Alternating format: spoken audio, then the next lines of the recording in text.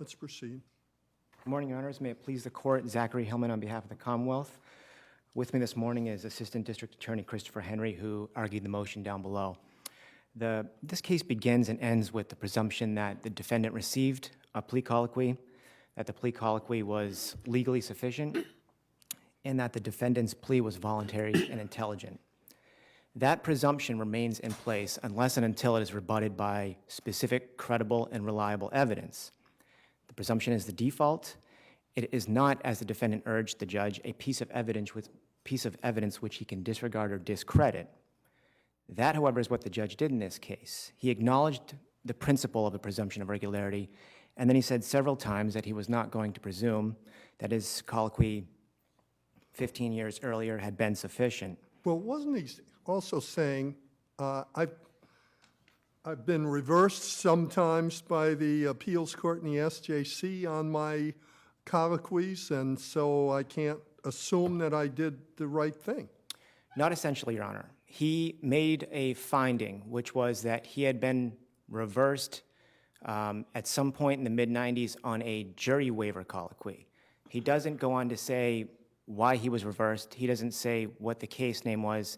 He doesn't explain how his jury waiver colloquy or what part of his jury waiver colloquy may have been found insufficient. It's only jury, but it's focused on jury waiver, not the whole colloquy. Exactly, Your Honor. He then also says that he's relying on other cases. We don't know what those cases are. We don't know if those are cases in which he was involved, general case law out of this court or the appeals court, what those cases say.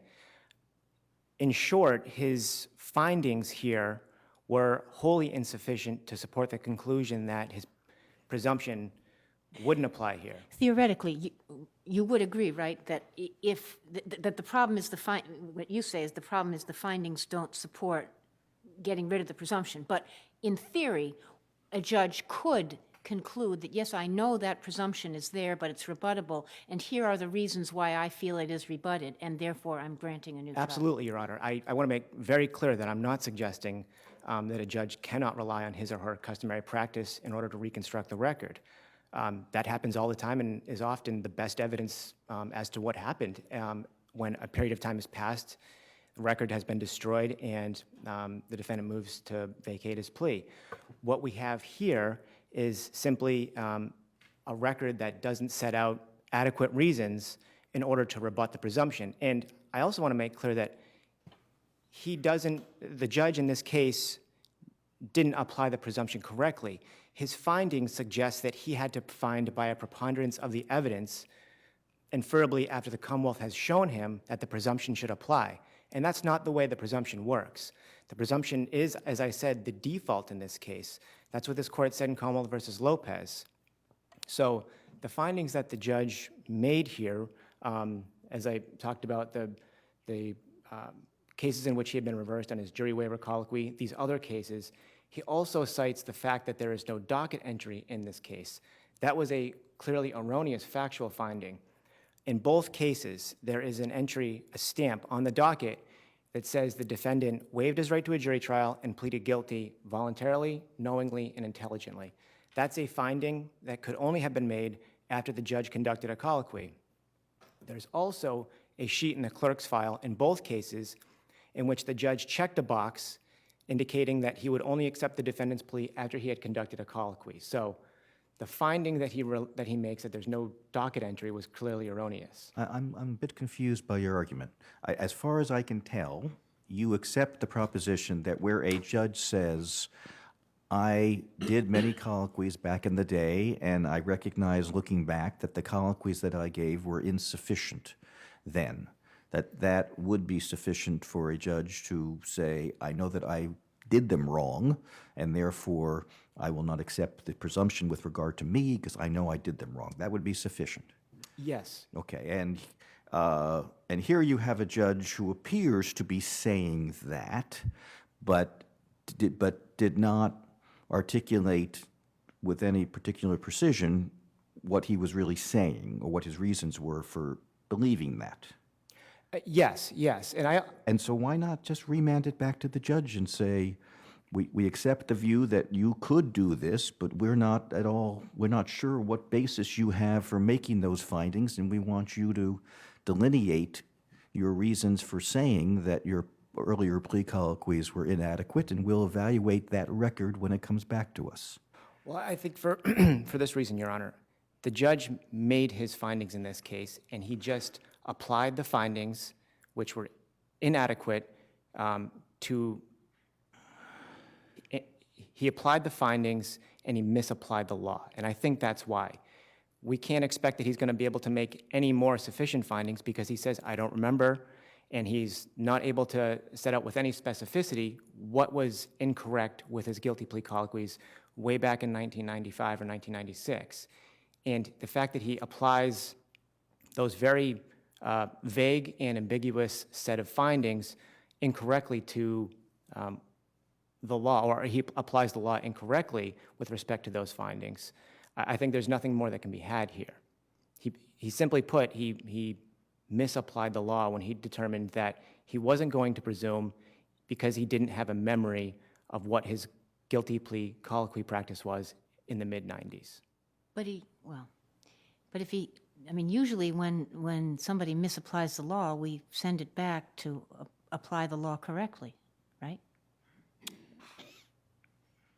mean, in many cases. Yes, Your Honor. I mean, when it's this kind of thing. And I mean, I appreciate about that he didn't remember, but then he does go on and talk about, obviously, a memory. I mean, I don't know whether the memory is accurate or not, but he does talk about a memory. So it's a kind of mixed situation. Yes, and I just think that where he's made his findings, I mean, he set out on the record in the transcript and he made written findings where he set out his findings that were just simply put, he created a record. The record was insufficient to carry the presumption or rebut the presumption. That's the end of the matter here. He just misapplied the law and didn't find facts sufficient to be able to rebut the presumption.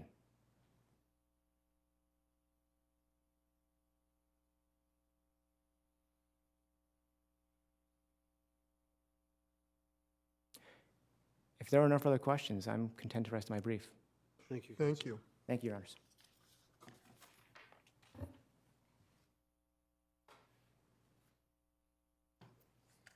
Good morning, Your Honors. Rebecca Jacobstein for Angel Cartagena. So the presumption of regularity applies when we don't know. So we don't know if things happen in the regular course. We don't know if the plea colloquy was constitutionally sound. The judge doesn't seem to know either. Well, he does. He knows that it wasn't. And so I think in the first instance, his feeling that the presumption... He knows that he really never gave proper colloquies during this decade? That, not the entire decade. He says up until 96, 98. But that's what...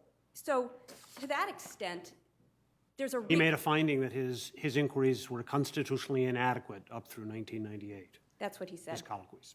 Do you think that's his finding? That's his finding, you think? That was one of his findings, was that he said up until 1996, 98, I think he put it in that time frame, that he was not given constitutionally adequate colloquies. Because he said, but the reason was because he's getting that from opinions of this court or the appeals court, correct? Yes, what he's noting, my reading of the transcript was that he said, you know, I was following the law as it was coming out. He said a lot of law was coming out during that time, which it was, and he recognized as a result of that law coming out that his previous colloquies were not sufficient. And he said, during that time, he said, I changed my colloquy to conform with all the law that was coming down. What about these docket entries, the stamped entry that said that the defendant waived counsel? That he waived his jury trial and he admitted guilt knowingly, intelligently, and voluntarily. That's not what he found the stamp to mean. He found that there was a stamp that said colloquy given. That stamp was not there. He said this stamp had to do with jury waivers. So the defendant waived his right to a jury trial and admitted guilt knowingly, willingly, and voluntarily. He did not find that meant there was a colloquy. So I would argue maybe what that meant was that I think the reality is that, you know, counsel wasn't there, but he was. He knows what the stamps mean. And if there's a missing stamp, one that says colloquy given, and that stamp's not there, that's an indication to him and that it's not there. And they discussed this, so he specifically... It's an indication that the colloquy wasn't given at all? Yes. Oh, my. I'm not sure that he made a finding, but that a specific finding that there was no colloquy given. But I think he could have. And I think he found that, the record did not, that was conspicuously absent. And that was something that they discussed, was that there might not have been a colloquy at all because, There's a jury trial, there's a jury waiver colloquy and no colloquy on the plea? yes, Your Honor. And there was a jury waiver form filled out and not a full constitutional right form. Did they have those forms in the BMC in those days? He thought they did, and defense counsel thought they did. But that's not my question. I don't know. His memory of it, the judge's memory was that I don't remember if the judge had a memory. I remember defense counsel stating she had a memory that these forms were used back then. But I don't know that the judge made a specific finding on that. I don't remember that that's actually in the record. But I think that it's appropriate for this court to, the brought up remand, if the court feels that the findings are insufficient, I think remand would be appropriate so that he could make the sufficient findings. Because the question is, on this motion for new trial, is it possible that justice was not done?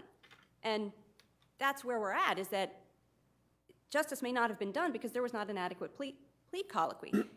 If this court finds that the record may not support that, then we need to go back.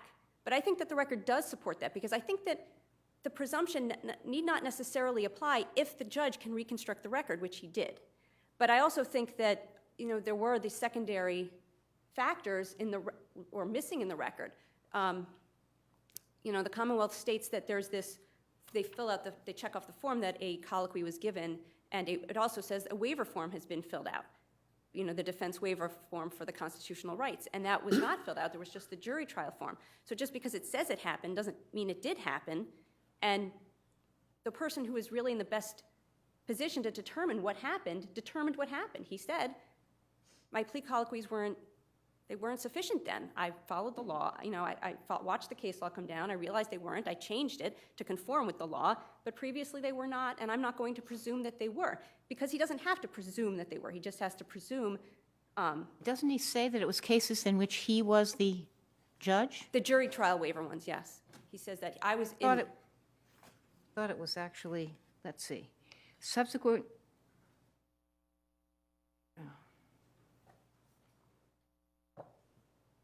Okay.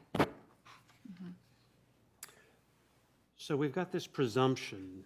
So who has the burden and what is the burden to overcome the presumption? So the defendant has to supply sufficient, credible, and reliable evidence to rebut the validity of the presumption. And he did that because he filed this affidavit. And the affidavit said, and of course, the court is always able to say it's self-serving, but it was supported by the record that he didn't get a colloquy. And Didn't get a colloquy at all. That's what he I'd said. forgotten that. Okay. And then he said also that no one explained all of these rights to him. And that was supported by the fact that there was no overarching waiver form, just the jury trial waiver form. And so that was independently sufficient. But it was, the record was then constructed by the judge, absent all that, by his recollection of his colloquies, by his customary practice. So the judge didn't, I'm confused here. The judge didn't find that he didn't give a colloquy. That would be a little ridiculous for the judge not to give a colloquy in a guilty plea. I mean, who does that in the 1990s? Please. I wasn't there. He didn't make that finding, but at the same time, he also credited the fact that, the fact that there was no notation on the docket was somehow meaningful to him because they discussed it and he put it in his written findings. I can't say exactly what weight he gave it. And how did he make the finding? But there is a finding in there that the plea was knowing, voluntarily, and intelligently made? There is a stamp, yes, that there was a. Well, there would be a colloquy stamp, too. We're just talking about stamps, right? Really? Right. Well, that's, I know it seems a little ridiculous, but at the same time, Was a finding but no colloquy. I can envision one where you said, well, you're waiving this right to the jury trial and you have, a right to have your jury of your peers and they have to be unanimous and you're giving those rights and you say, and you're charged with the following offense and do you give up your rights knowingly, intelligently, and voluntarily? And then Oh, come on. says yes. without identifying at all what those rights are in the It's- 90s? Well, it seems that, I got the impression that post-abolition of the de novo trial, that they were still giving the pre-de novo trial colloquies. And I think that that is what that was the impression I got from his rulings, that he had the when you were just waiving your right to, and you could have had that de novo trial, he gave one set of colloquies, and he didn't necessarily update it when you were in fact doing the whole thing. That was the impression I got from the record. So, yes, that he did not go through all of those, and that's what he found, apparently. Was he saying that he thought all of his colloquies were defective during that period of time? I think that's what he's saying. That means everyone who's had a trial before him could come back before us and challenge I didn't get a proper colloquy because the judge said so? I think that's right, Your Honor. That's what he found. But again, which is why I did find it interesting that he felt that there was no docket notation that a colloquy was given. Did he give different colloquies that led to different stamps? I don't know. So I don't know if everybody would be entitled to it, because his findings are not particularly specific as to where the defects were and as to how this failure to have the proper colloquy stamps. And also, I mean, they note it, but it's not relevant here. The alien warning stamp was also missing. And so they were just, how those things all played into his decision, it's unclear to me. But, you know, it's a motion for new trial. Justice may not have been done, and it wasn't an abuse of discretion for him to look at all of these circumstances and say, you know what, this guy gets his plea back based on my reconstructing of the record and based on, you know, the irregularities in the docket. So if there are no further questions, I'll rest. Thank you, counsel. All right, thank you very much. We'll take a brief recess. All right.